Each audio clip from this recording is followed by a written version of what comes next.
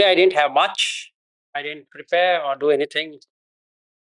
So anything you have, ask or begin with, and then maybe some ideas will come from whatever we have done so far. Yes, Mitaji, go ahead. Sir, this is related to jhana practice. Okay. Is that okay? Yes, absolutely. Why not?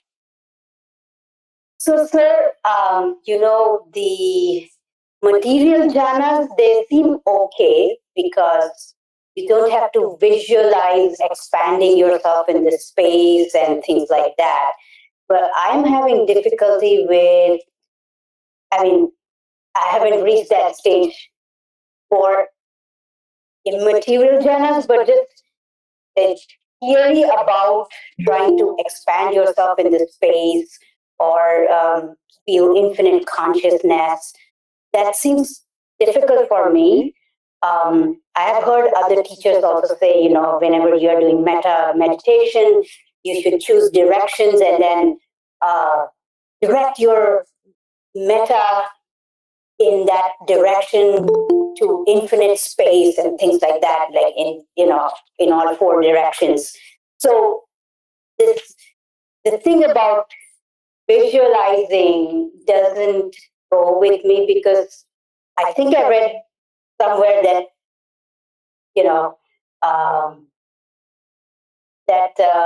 when you meditate you should not be visualizing. So there's a little bit of confusion when we talk about directing either metta or immaterial jhanas into infinite space directions, things like that. Can you please help me with that?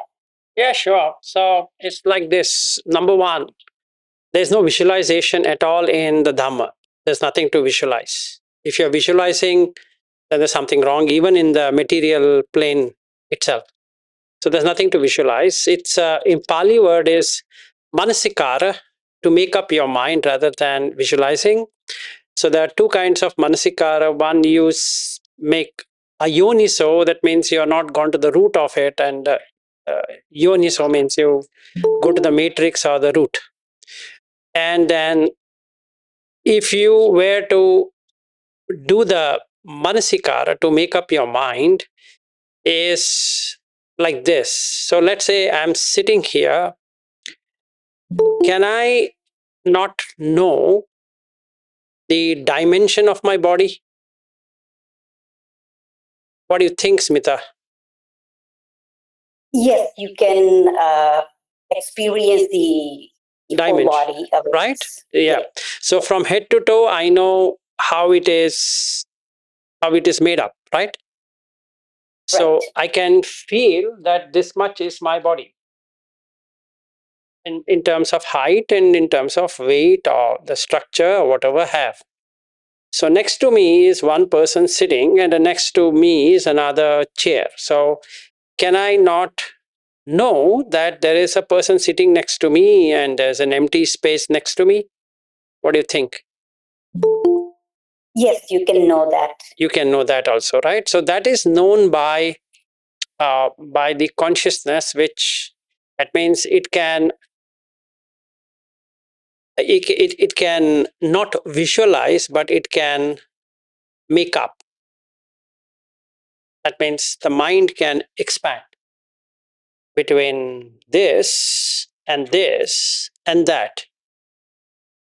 Supposing I have done the fourth jhana properly, that means I'm in equanimity completely, then can I let go of this body? Yes. Can I let go of this body? So when you say let go of the other body that you're pointing to, is that in your mind, like you're saying to yourself that I'm letting go of the other body, or like how does that go? Sorry. No, that's a question I'm asking you. Do you notice that you have a body? Yeah, there are times where you cannot notice that as well. So yes. No, hey, hold on. Don't go so fast. So my question is, do you notice the body? Yes. Okay.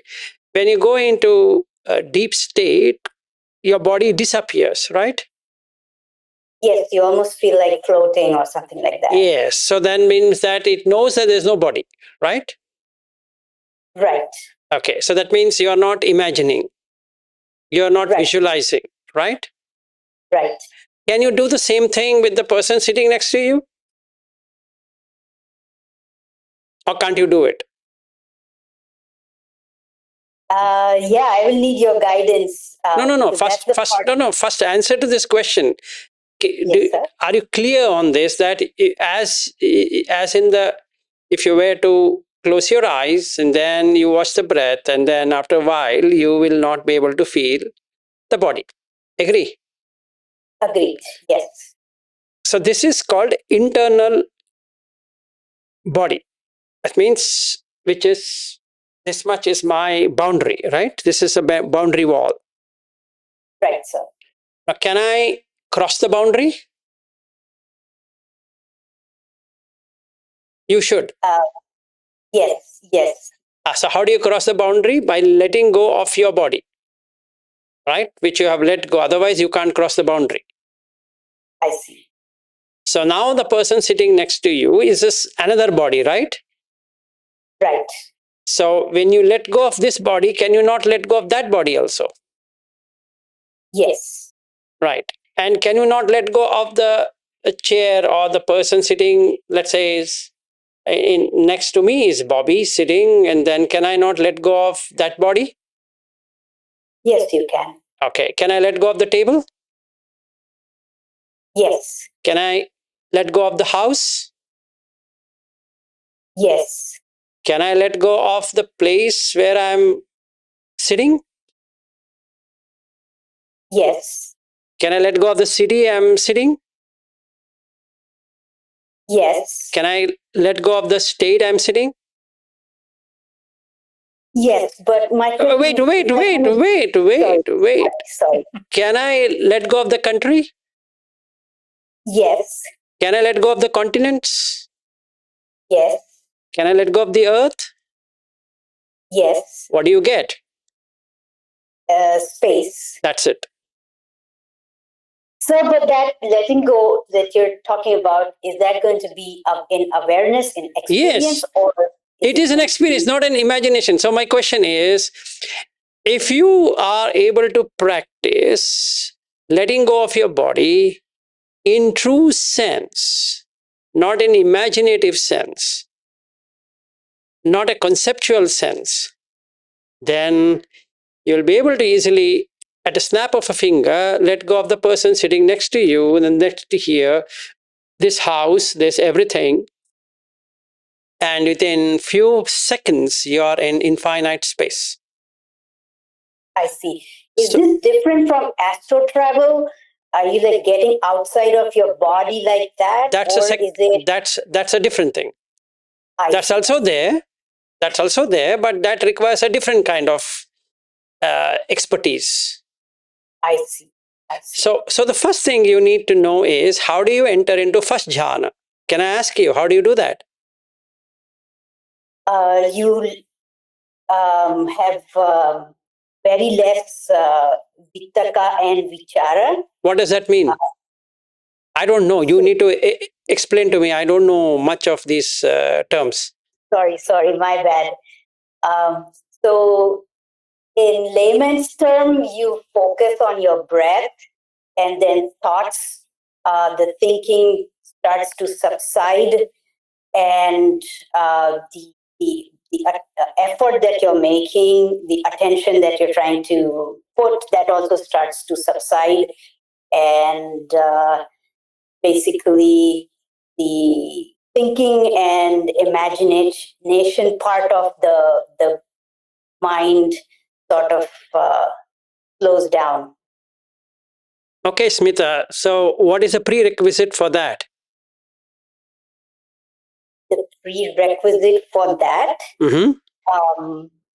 is intention. Before you sit, you say, this is my intention. I want to meditate for some time. So then you set up the mind so that it will start letting go of thoughts. No, that doesn't work that way. That is aditthana, what you're talking about. I see. So what's the prerequisite of first jhana? So can you guide me there, please? Sorry. Yeah, sure. So for that reason only I came down to what you are really doing. So there are two prerequisites. One is you need to seclude from the sensual pleasures. That means you need to first start with asubha bhavana of the sensuality, of sight, sound, taste, touch, smell, and thoughts. You don't have to do anything, but if you do these five, the thoughts will end. Okay, so you have to look at the drawback of the senses. So asubha means the what I can say, you're feeling not good part of the sensuality. So how would you do it is, before you start on the jhana, you have to take 10-15 minutes to reflect upon the futility of the senses.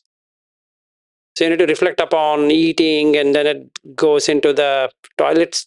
Then that is about taste and the smell. You don't have an option to have good smells. You'll also get odd smells as well, which you need to tolerate.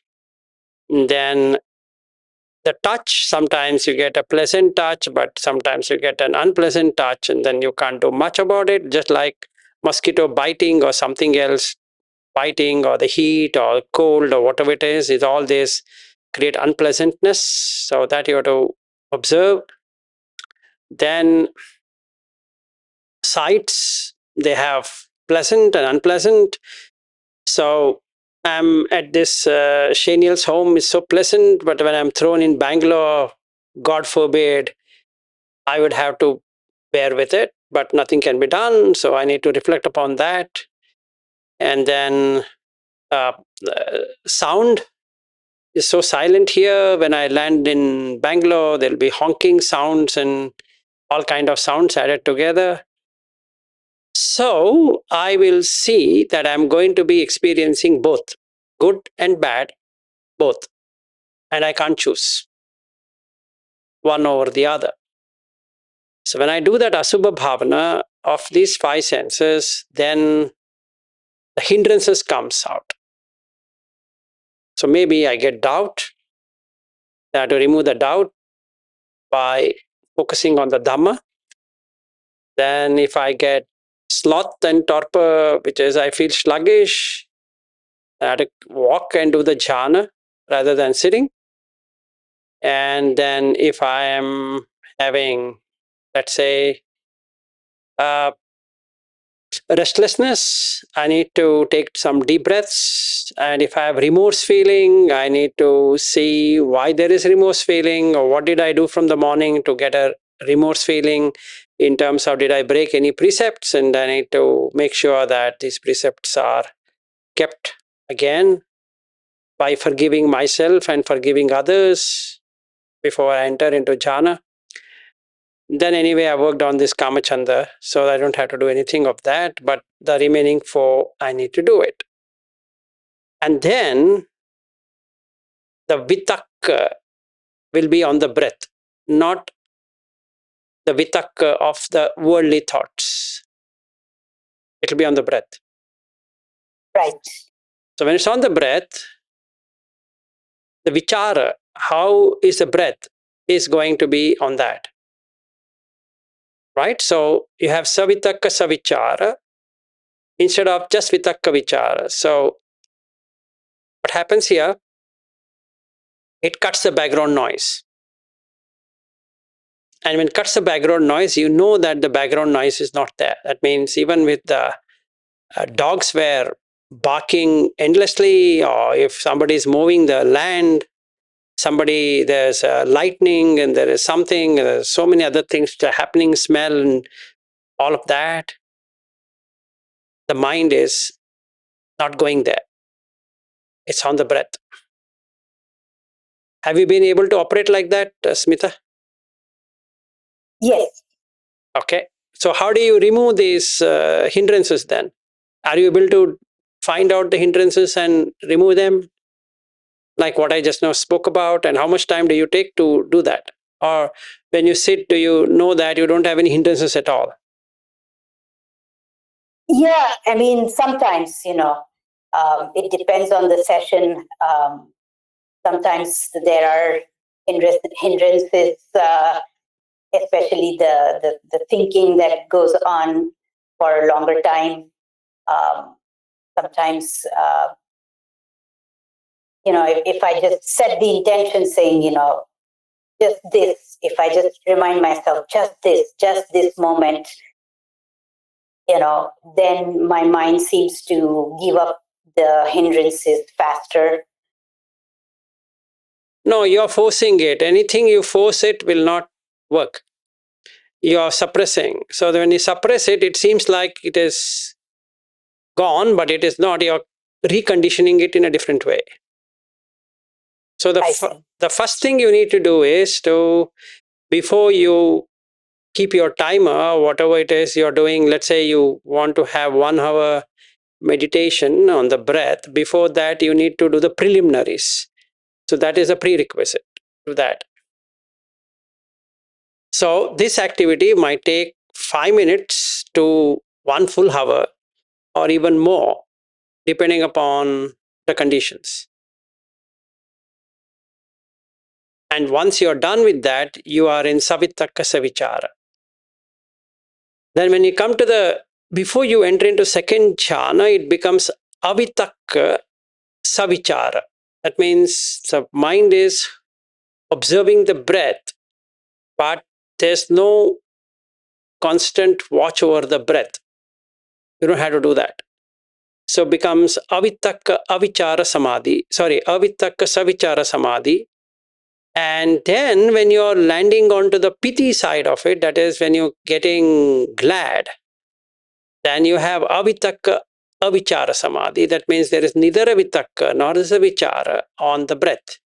So you find a lot of different kind of vibrations, to goosebumps, to some insect walking, crawling, to burst of tears or burst of energy, to spinal reflexes, to I don't know how, like rains coming on your head, to many things. There are array of things that comes, and then light, and then you will feel something is opening from the below and going up, and all of that would happen.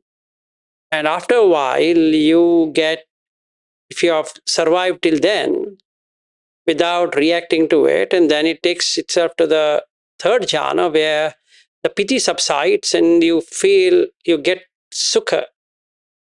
It's sukha continuously, meaning it's nothing like it comes for a few minutes and it's gone. It's there. So one way to measure is that in the first jhana, generally you should have watchfulness of breath for one entire day, around 18 hours or more. And then the second day, it continues by itself. You're not forcing to watch the breath. And then if you get into the second jhana, you will see the gladness remains irrespective of whatever you're doing. So it comes for at least 3 days. That means supposing you're in second jhana today, tomorrow, day after tomorrow, you are glad irrespective of whatever is happening in your life. You're very glad. Meaning you don't even have to watch the breath, nor you are going to do anything. The gladness remains. You're very glad. The other person might not know that you're glad, but you're gladdened. And if you're in third jhana, then you would see that it stays for 6 to 7 days, where the sukha is there. The body feels very manageable. It's like somebody's giving you a lot of massages every few minutes. Then feel, so nice. And your mind is elated. So that's sukha. Some sometimes it runs to 5 days, sometimes 6 days, sometimes 7 days, and then it fades away. And when it fades away, you know it has faded away. So that brings you to equanimity, meaning you will know that nothing is troubling you and nothing is causing excitement either. And that thing remains for 30 days. In that 30 days time, you have an option to do a manasikara for infinite space. So if you wish, let the body go away, it's gone. Let the next body here go away, it's gone. Let this go away, let this go away, let this go away. Everything goes away. And then you are left in space. And that's infinite space. So there should be something you're missing in these 4 jhanas, and hence you are not able to come to this arupa jhanas. I see.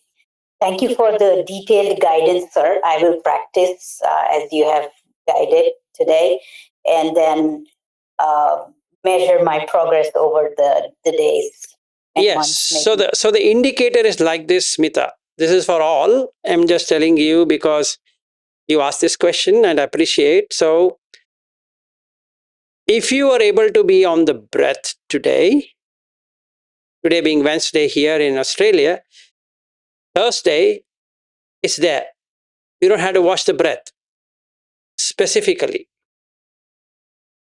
Meaning whether you're doing cushion meditation or out of cushion meditation, walking, you're sitting, standing, going to the garden, bathing, toilet, whatever you want to say, in all the postures, except for eating, drinking, and speaking. These are the only 3 things you will not be able to watch the breath. But you would be watching the breath. No need for, should I look it down the nostril, up the nostril, inside the nostril, in my chest or abdomen or this or that, nothing of that sort. It's just free flowing. If that has not been done, that means you're not even in the first jhana. It seems to be, but you're not. It seems to be. It can seem to be. So you need to check. Tomorrow morning, you don't have to watch the breath. It's there. You know it's there. It's not that you have to do something to make it there. And when it comes to second jhana, by the day 1, it dips down. But you don't have to do anything to make it to second jhana. The breath watching is always there. So peripheral awareness is something, and then your attention is on the breath. There's a shift happening. The awareness be on the breath. You're aware of the breath. And then suddenly the gladness starts. You're attending to the gladness. And you just feel glad and glad and glad and glad. You go mad with the gladness. And if you are on cushion, especially with the eyes closed kind of meditation. And then it takes itself, after 2-3 days, it'll take itself to the sukha. So the attention becomes sukha and the awareness becomes the breath. You will be able to operate in the world outside, meaning if you're going to the office or you're working with your family or you're doing whatever, but you will feel sukha. There's an internal calmness within you, so it will not allow you to shake. And after that, you will get into equanimity. So first, check out on these 4 jhanas whether you are seriously in that. Otherwise, you will have a little bit of everything. When I sit on the cushion, I get, so nice. Then I walk out, that's it, done. There, it's a matter. That is in Buddha Gosa puts it as a Khanika Samadhi. Khanika means Kshanika, which is just for that momentary. It's just for that moment. I mean, you say, let me sit for 1 hour. and you sit for 1 hour and that's it. Done. Over. Case closed. So you need to check whether you're doing something like that, or is it living? It is a living reality. I see. So sometimes, I may be meditating for 45 minutes and I'll see blue light, just like flashes of it. Is that part of any stage, or is it just the mind doing its thing? There are many colors, so there are more than palette of colors. So RGB, if you take, we have 256 colors, but it's more than that. In fact, in every pixels, if you see, it's many color, multi-dimensional. So in our consciousness, or when you say my mind, your mind is something like that, just consciousness, and there are varieties of colors. So the deepest impression what you get is the blue color. So in the world there are 4 basic colors. You need to remember this, and you can verify it yourself in the flame. There is white color, in Pali called it Odata, means white.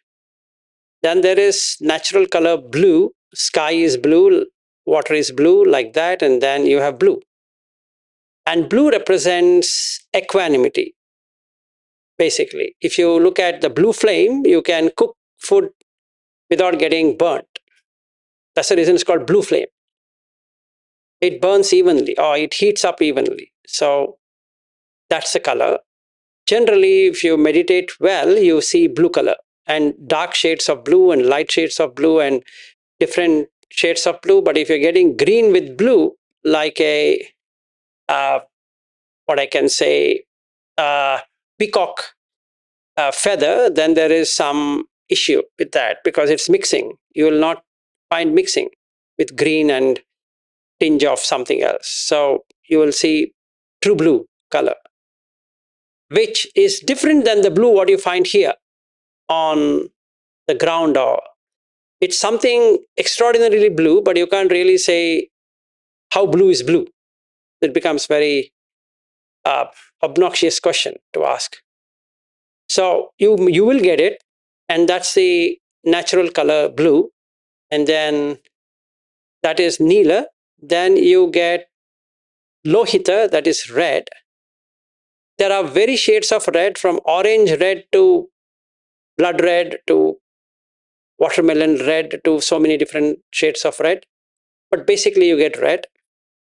And red flame is burning. So in case if you have eaten some spicy food before you sit for meditation, or you are angry with someone, or you're frustrated, or you're tired, or you're whatever it is, you see the body burning, and then you see red, shades of red. And don't mistake it to be a light, because when you get a light, it would be not burning, it will be warm, and it will be like mix of yellow and white mix, or or you might turn orange, or it will be tinge of orange with yellow light. So that is not what we're talking. So that's the second color, red. Third color, which is red. And then there's yellow, which is the yellow flame. If you put on the candle, or your burner, it will have yellow that heats up. So burning is red, heating up is yellow. Okay, and that means warming up is yellow, and then equanimously being there is blue. And silence, meaning when you say it's peaceful, you'll see white light. So these are the 4 basic colors, which is there in suttas, and also they're outside. If you see everywhere, you see these basic colors. If you see, does that mean? Sorry. Yes, go ahead. You go ahead, Smita. Does that mean that I am in fourth jhana, or No. You're not in fourth jhana. No, don't get into that. Even when you're in first jhana, if you are doing it, if you don't have the kamachanda, and if you don't have the any kind of immoral deeds, which includes the hindrances, instantaneously you will get blue light. Not that everybody is going to get a blue light, but you get blue light. Yeah, thank you for clarifying, because I remember I used to just sit for 15 minutes and I would see the blue light, and then it, changed to 45 minutes. But I'm so glad that you clarified it. I'm not in any jhana stage because I didn't really feel any pity. So I was confused about that too. But thank you for clarifying that. Yeah, there is Lata in our call today, and she has been getting this blue light for a long time. I think even before I met her, she was getting it, and after I meeting her, also she was getting it. Nowadays, she's not getting it, but otherwise, she always used to see blue light without having to even sit on cushion or whatever it is. So she always opens her eyes. She has a blue light. Wow. Yeah, maybe you can get in touch with her to find out how to do it. Oh, even now it is there, Vilas. It is Oh, it's not there. that it is. Okay, good. Sorry Just about have that. to, I just have to close my eyes, or even I just have to look at the blank wall. I can see the blue light always. But nowadays I'm not looking for it. Before I was fascinated by it. Yes. So I was always looking at it and finding it. What you said is blue and blue and blue. You cannot explain that blue. Yes, you can't explain. It's this blue looks not really blue. This is that is a kind of a separate, vibrant blue. Yes, that's totally that is different. Still there. So before I was fascinated and I thought it is something. I asked you what is the color of consciousness. I remember, and you said it is blue. So I was fascinated by it. Always nowadays I'm not looking for it, but still it is there. The reason why I told you consciousness is blue because it is equanimous. It is equal. Just like you have a blue flame which doesn't burn the food, it doesn't heat up the food, but it cooks the food. In the same way, that's the nearest thing we can look at it, because that's the reason it's called as blue flame, because it makes it's equanimous. It's not a fourth jhana like what she's saying, but yeah. So Smita, she, like what she explained, Lata explained, she can get it even today. I was thinking that she has lost it, but she's not. But she's not looking at it. That's a different story. But yeah, she gets it. Very nice. So this is different from the colors. So the colors have got nothing to do with your jhana. That is more to do with how the consciousness is able to pull out the colors from the palette. Makes sense. So one last question on meditation. So there's this metta meditation practice where you're directing metta in all 4 directions or 8 directions. 8 direction, yes. Do you have to visualize that, or is it again something that you just keep repeating to yourself? I'm spreading loving kindness in north direction beyond infinity. Things like No, that. have you really experienced Nibbāna? No. Then there's no point in doing the metta. We just do it for the sake of metta. I see. Let me explain to you what it really means. So first and foremost, for most part of before I begin the metta meditation or the Brahma Vihara, I need to make my mind to reside in the Brahma realm. That means I have to come to the first jhana and stick there. Okay? I need to tick, you're there. So how do you know? You're from that day till time immemorial, you will not lose the sight of the breath. And you will have constant awareness and attention, one side attention, one side awareness, in between observation. You keep on observing and you know that you're in the breath, or you're on the peripheral awareness, or you're on attention is on the breath and everything else is on the peripheral awareness. So you keep on switching through observation. Then you can sit down, or you can be walking, or whatever you're doing. Let's say I take an example, I'm in a mall And in fact, we are going to go to a mall in next few minutes and then do a meditation in the mall. Now there are people going up and down and up and down and up and down. There are thousands of people walking through and all that. So you will see no people there. You'll just see consciousness than anything else. Just conscious, nothing else. So basically what happens here is that your mind is in Brahma Vihara. That is, it's in the Brahma realm. That means if you were to die now, or if I were to die now, through heart attack or through whatever, and there are some snakes here in Australia, so they love me a lot and they bite me and then I'm dead and then they send my coffin back to Bangalore. So then I have moved to the Brahma realm. It should be like that, for sure. You're in Brahma realm. Then you do the following. Aham avero homi. That means I don't have any enmity with anything or anyone. Abhyapajo homi. There is no ill will. Anigo homi is a beautiful word, anigha. Nigha means like if you see a jail, there's a that has an iron bar with a lot of blocks so that he can't cut it. So anigha means one which is blocking. Anigha means no blocking. But in English, they translate in a different way. I don't know why. But niga has three qualities. One is raga, dvesha, moha. So these three qualities are removed. So when my mind don't have raga, dvesha, moha, that means I'm in sukha, which is Nibbāna. Nibbānam paramam sukham. So I am in Nibbāna. I've tasted Nibbāna and I know that I'm in Nibbāna. So when I know I'm in Nibbāna, I can now transmit to anyone metta, which is friendly, because I'm transferring to the consciousness. Can you give me this hand? So now I'll show what I'm going to do. If I were to do like this, he will feel something moving inside his body. Okay? And wherever I do this, he will feel that. And to this fellow also I will do it, so he should be able to feel something happening. If it doesn't happen, it's not my problem. So let's say, okay? Because then you would say it should happen. So if it is happening, if I do with someone, so I'm in the mall, I see one lady coming and I do like this, she's going to slap me.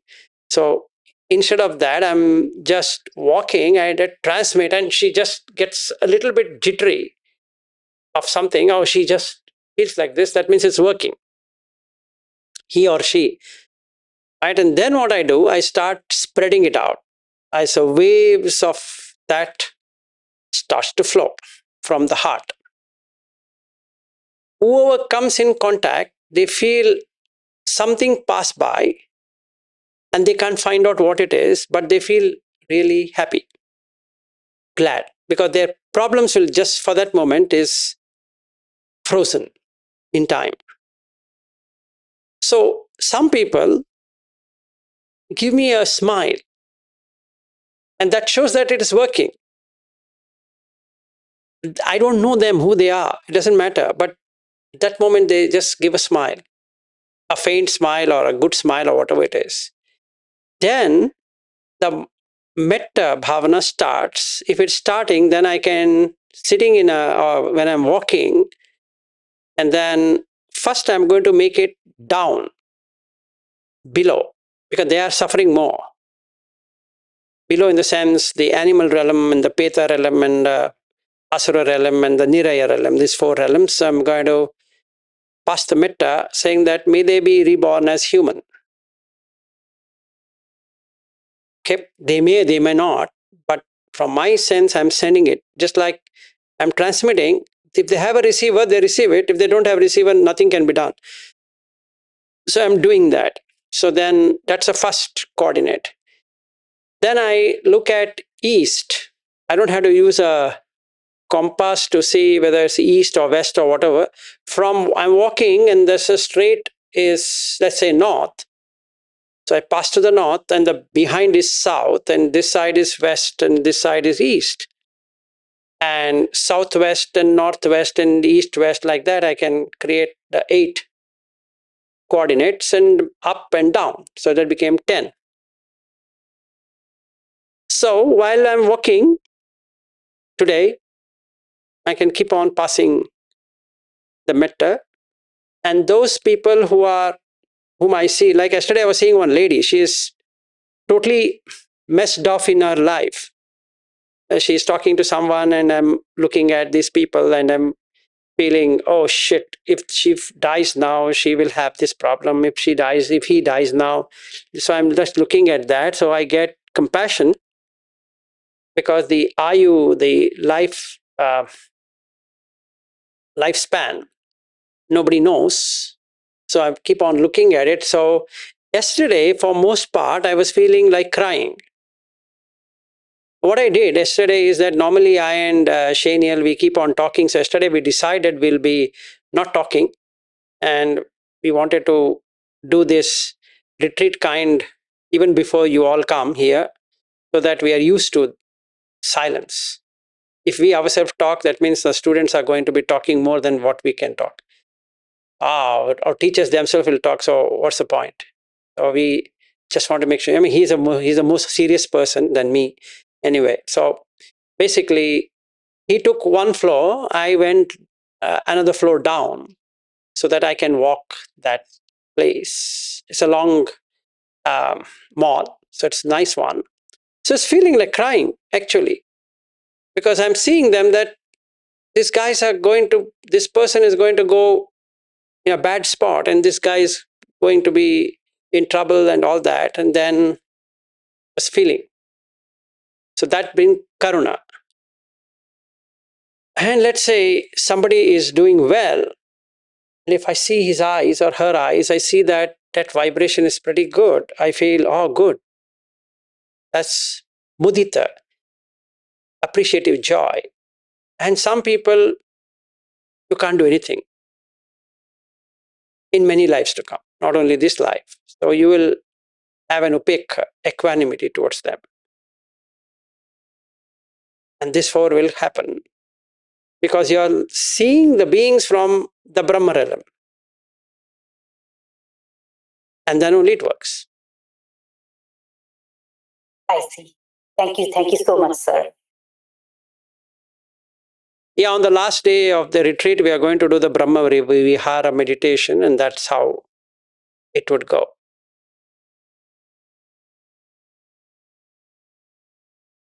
Thank you. I will practice meditation and track my progress. Sure. All right. Thank you, sir.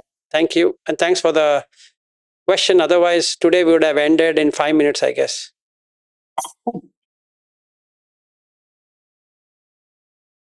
Any other question from anyone? Yes, May. Sorry, it might be unrelated, but I was just listening to another talk by one of the monks, and he said, I was just wondering, are there different types of samadhi? I think you said like kanika samadhi, and then one of the monks said upachara samadhi, and are they, Apanna samadhi. different? Sorry? Apanna samadhi, upachara samadhi, yes. They are just before the jhana. Is it just See, the thing is like this. Buddhaghosa is an intelligent person, more intelligent than what was required. So what that poor guy did is to guide people, and that became really misguided because he explained too much. So samadhi is only one. There's nothing called many samadhis. But before the samadhi, meaning even to, since you are a GPA, even if you were to look at a patient and you're asking that patient all about information, you're in samadhi. Without samadhi, you can't do anything. Everyone is in samadhi. So don't think that samadhi is some state other than your usual thing. Only thing difference here is that there is lokiya samadhi, that means related to the world, and there is lokuttara samadhi, where you transcend the world. Okay. So the first samadhi you get is basically khanika. That means your mind is established on that object for some time. Yeah. Then if it stays for long on that, it comes into apanna. It's arrived. That means you come into the house, so the door gets locked. So you're immersed in that subject. Like a surgeon, like, Madhukar is a surgeon, so then he has to cut open something, and then he has to be not in Khanika Samadhi, he has to be there in Apanna Samadhi, because he has to observe to cut. Otherwise, he's going to cut something. Or, worst thing, he might keep a scissor or something inside the person body and stitch it, because he might get distracted by someone or something. So that level of concentration or one-pointedness, or whatever you want to call that as, is when the Apanna Samadhi happens. And then if you were to reside in the Samadhi forever, for a long period of time, Upekkhā Samadhi is the state. All the three are Samadhi only, but Buddha Gosa, out of his intelligence, wanted to explain more, so that people understand, in Samadhi you will have Khanika, Kshanika, which means moment to moment concentration, because you don't have appropriate word for Samadhi. It is written as concentration. You are not really concentrating, but there's no other way to explain that. So you are in that for that moment. Just like another example I can take is that food is being served and somebody calls me and I'm talking, and they are pouring the food and I'm not looking at it, right? And then suddenly I see, so much. Why are you putting so much? And that person, hello. So I'm trying to talk here, I'm trying there. So that is distraction. Whereas I'm mindful of eating, so I'm measuring how much I'm hungry, and they're putting food. I say, no, sufficient. Sorry, thank you. That is Khanika Samadhi. And the same thing can happen on the other side, Lokuttara. Did that help you, May? Yes, thank you. Sure. Yes, Madhukarji, go ahead. Namo Buddhaya, sir. Namo Buddhaya.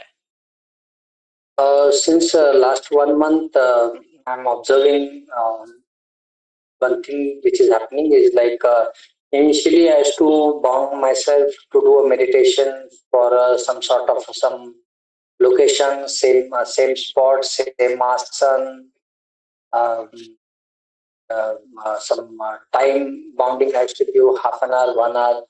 But since last 1 month, I had kept this fencing away from.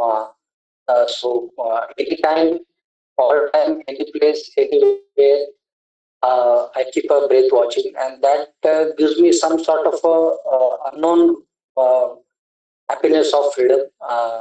So I want to know how I should explain it to myself, or what it should be look like. Like I feel not bound to any time. Okay, like 1 minute, okay, 1 hour, okay, full day, okay, 1 hour, etc. This place, on the chair, on the table, or whatever it is like. So that gives us some sort of a very pleasurable freedom. So how I should see these as? Okay, so have you heard anything called as Kindle? Yes, sir. What is a Kindle?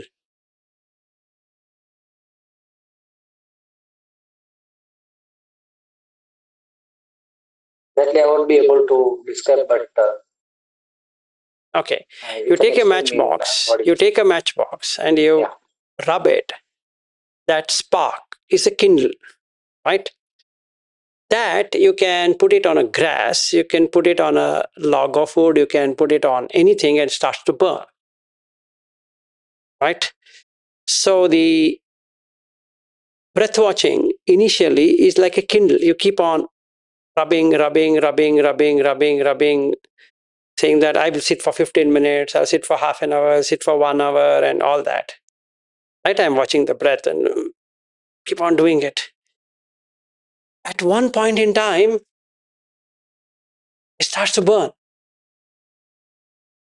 So now you tell me, do you have to do it again? No.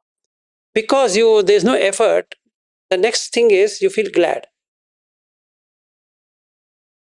Right? So you can sit on a sofa, you can sit on even when your mother puts on the TV, I've heard, so then you can still be watching the breath because that TV sound is not going to hurt you. Earlier it was hurting you, but now it will not hurt you.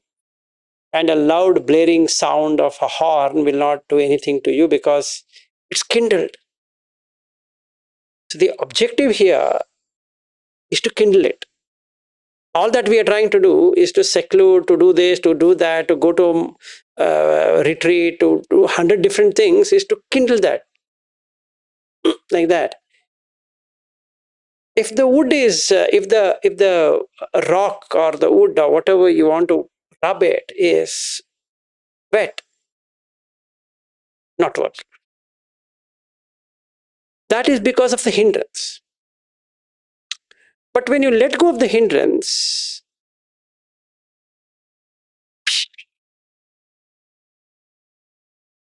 assuming you have a ghee lamp filled up to the brim, and the wick is in a proper condition, and you light it, and you cover it so that the air doesn't blow it down. You leave it today. Tomorrow you come back, the light is there. Day after tomorrow you come back, the light is there. And after 10 days you come back because the light is there. You come after 100 days, the light is there. In the same way, once kindled properly, there's no cushion required. Anywhere you sit is a cushion. Anywhere you stand is a cushion. Anywhere you walk is a cushion. Otherwise, it is drowsiness because it's not kindled. It just comes for a little moment, and you sit. That's always going to happen. Or restlessness will take over. Doing that, right? Too much of effort. So turns into restlessness. So in your case, you don't have to convince yourself. What should you say to yourself? You can only say to yourself, you have kindled it right. The last 1 month.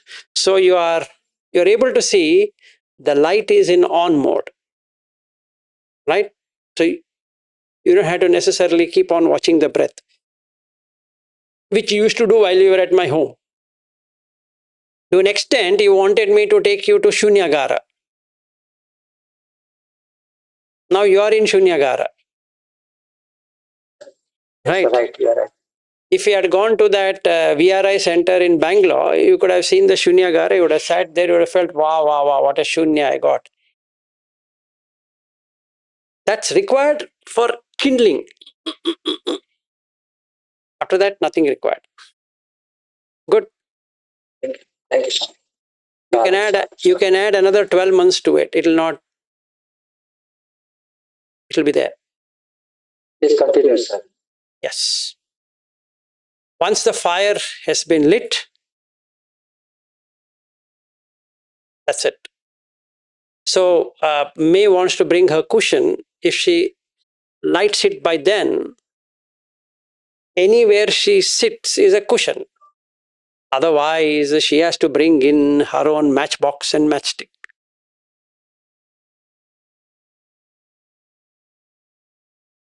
What to do?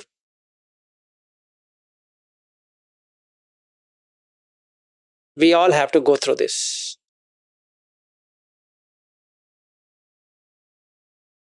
Any other? One final note. If you're doing it proper, you'll never get tired, bodily or mentally. Sir, easy going process, sir. I don't have to do anything. Just breath just comes and sits upon me, or I just go along with the breath. Yes. No. Even otherwise, your body tiredness will not be there and your mental agitation will not be there. That means this doing thing is, oh, what a pain. I think I sat for The effortless. long. What's the time now? Oh, I think I sat too long. Oh man, his leg is paining. Okay. 1 hour over, and then let's say that 5 minutes. Take break for 5 minutes. Come back. And not come back is a problem. Now again I have to sit. Oh man, this is too much actually. Start again. Okay, start again. Start again. Okay. But once kindled, what is there to start? Nothing. Good. Thank you. Anything you want to add in this regard? No. He's already in 9 Jhāna. I can't talk to him. Any other question before closing? 1 more minute left. All good? So bring your own chair if you want as well. Whatever you want to bring in. But your job is to kindle, not fight with it. Just kindle it. Don't fight. If you fight, and don't pelt stone on your head, it's not working. Be patient, be loving with yourself. Don't be very hard-hearted with yourself. Just stay cool. It's fine. If you're not getting, you'll get it. But be loving with yourself. Don't hate yourself. The first thing we do is hate ourselves. Never. Yes. The struggling itself is another hindrance. Because if you try, okay, why it is not happening, why it like that, that struggle, once you stop struggling, it's there only. Yes. It's there only. Yes. So 3 things you need to do. 1, love yourself. Okay. 2, forgive yourself. Okay. 3rd and the most important, don't compare to anything.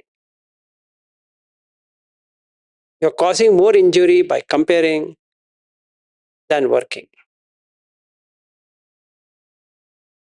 That person said this person said that one happened, this didn't happen, that should work, this will not work. Do these 3 things for your own happiness. Don't worry about the world. Don't worry about who says what to you.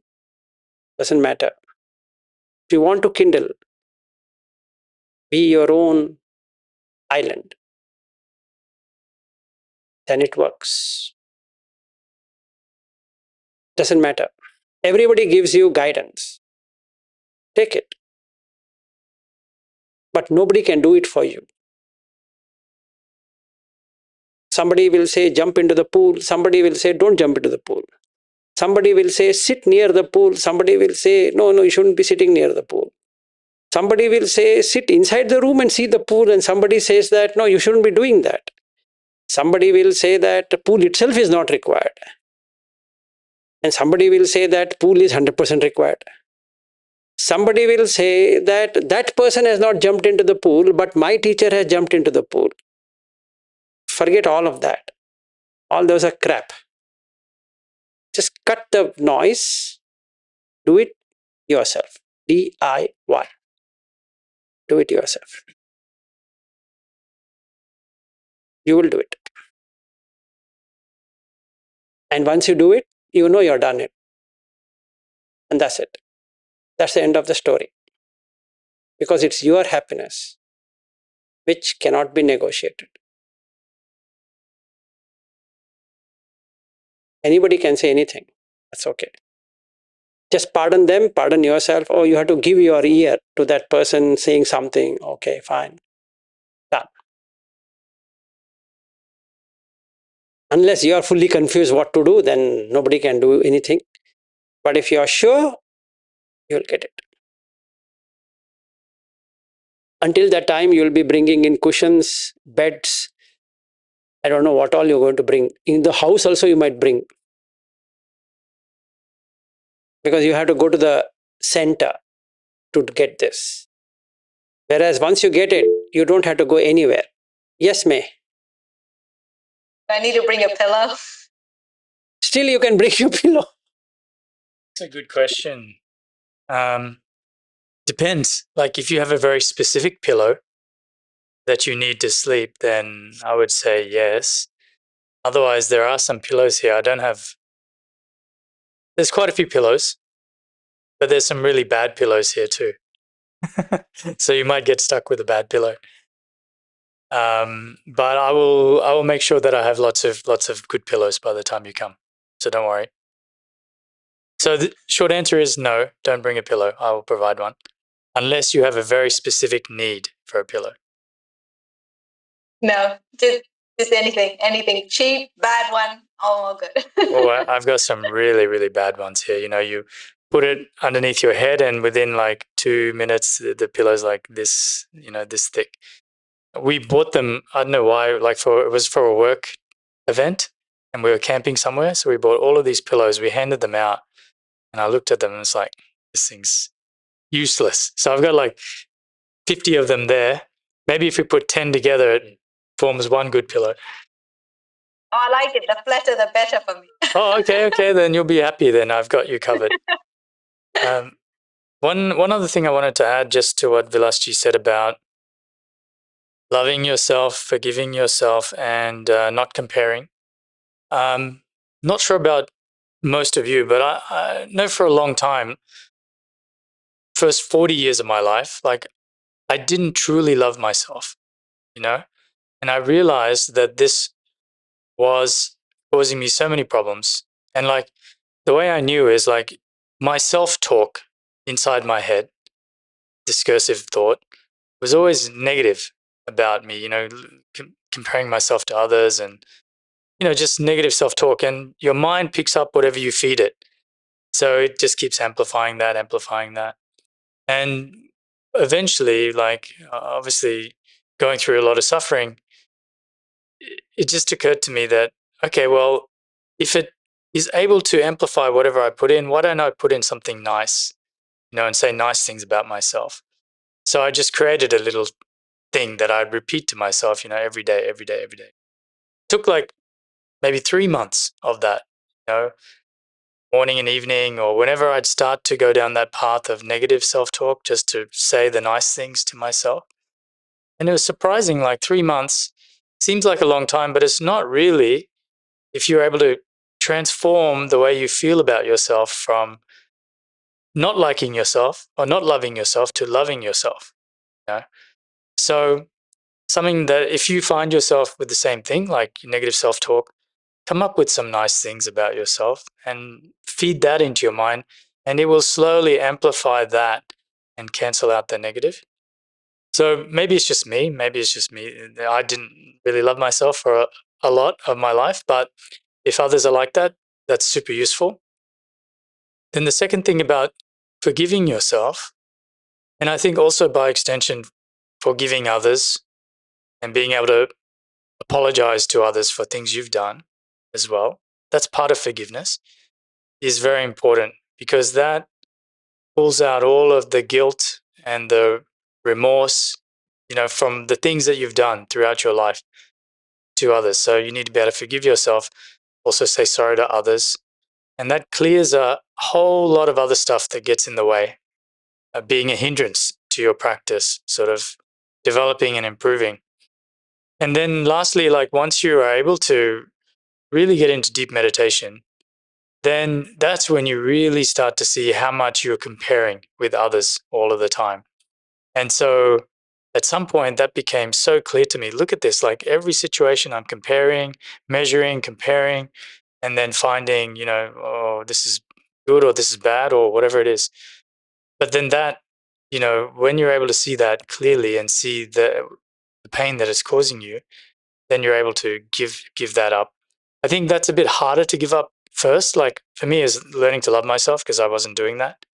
And then it was forgiveness, forgiving myself, asking for forgiveness from others, forgiving others. And then lastly, that comparison. And those things helped a lot in my journey. Yeah, same here. From 95, I started loving myself. After I died, that was the only difference between this guy loving himself and I loving myself, is that after death, I found out, my goodness, this is too much. So I had a very bad childhood with my father. So I was having a lot of animosity because of the torture. So then it stuck to me that it's okay. All that I can do is just forgive him and forgive myself and others. And just to make another story of it, is that till I think around 2001, I couldn't speak, meaning I used to stammer. I used to stammer crazily. That means if I were to go to an interview and they were to ask me, tell me your name, I can't say Vilas. I have to say, my name is Vilas. If they ask me, don't use my name is, then I'm blank. You got the point? It's very worse to be having such a thing, because everybody is going to mock you wherever you go. And I can't speak. Meaning, to speak one word, it takes me, I don't know how much time. So, what I understood these things is, no matter what you have or don't have, love yourself. First thing. No matter what you have life. That's the greatest gift. Because there are beings who are searching for body as we speak. And very soon we will be that being who is going to search for the body. It's not easy. And I've seen my mother searching for her body to come back. She's trying. That consciousness is trying to enter into the body. It's such a pain. Even though the body is rotting, it still has some ray of hope. That's all what we are. So don't worry whether you're getting first jhana, second jhana, no jhana. First love yourself. And forgive yourself for whatever you're seeing, hearing, tasting, touching, smelling. And forgive others. Like rightly said, if you have crossed over someone, it's a time to call them up, even though they might not remember what you have done. But just say sorry. That'll let go of your burden. Nothing is going to happen to them. It's okay. But you have done what you're supposed to do. And forever, don't compare. Never. Just leave it. And you see, in quite a few days, you will attain the highest. Because these things are dirt. They just kill you. They have no use. Especially the first one, not loving yourself. We might send metta. That's not a postal account to send metta, right? You're not sending it to some postal address that, oh, may this being be happy, that being be happy. That doesn't work. Unless you are happy, you can't make anyone happy. You take it with a pinch of salt or pinch of whatever you want to pinch. If you're unhappy, There is no way you can pass happiness to someone. It's a joke just to sit in a retreat and say, may everyone be happy. No, not going to work. You should be genuinely happy. Then you can see that other person is also suffering the same exact thing. Then it works. Then you're done. I was slightly emotional. Sorry about that, but that's one you can do. Yes, Smita. Sir, if it's not too late, since we're on the topic of forgiveness, how do you forgive others who have wronged you? Which is the easiest technique? Just let it go from your mind. What do you mean? Let's say in my schooling days or in my college days or even my work days, I'll give you one story. I think maybe you'll understand. I had one boss for 6+ years. Everybody in the company know that I'm doing the PowerPoint presentation for him because he never knew how to make slides. I used to make slides for him. When I'm sitting next to him, he removes my name, puts his name. I could call it stealing, actually. That's fine. Then he presents. Let him present. But the problem is he can't present. He doesn't know the subject. So he will look at me to help him tell that. Then I tell him, and everybody, all my colleagues laugh. Hey, your boss, you see, he's asking you. And I tell him, there's no thanks for that. On top of that, when the salary hike comes, he doesn't give me a good hike. He gives, but after so much of, this you didn't do, that you didn't do, blah, blah, blah. But actually, he should have got penalized. Then what? But the management likes him. So I can't go back and complain saying that, look, my boss is like this. So what to do? First you forgive yourself because I am in pain. This burns. Why should I burn? I let go of him in my mind. So that's the meaning of forgiveness. And then you forgive him because, you see, he's doing something which lasts how many years? Maybe 10 years? In that organization, he was already 50s. So 10 years, he will make his name for 10 years. And after that, what? Dog on the street. That's it. So just leave it. That's what I did.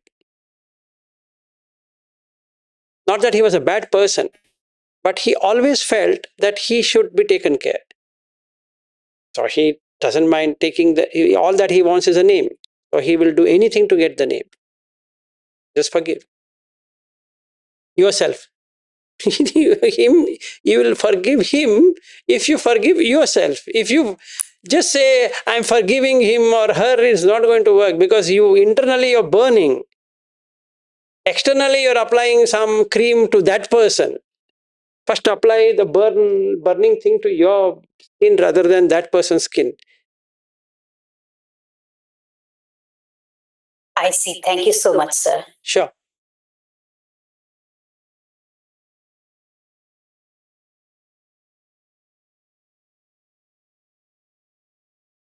Okay, so all done.